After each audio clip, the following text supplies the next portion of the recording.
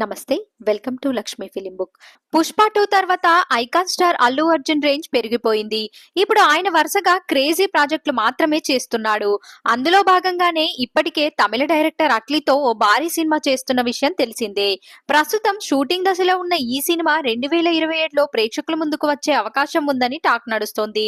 Allu Arjun Atlee project కోసం ముంబైలో చాలా రోజులుగా మకాం వేశారు.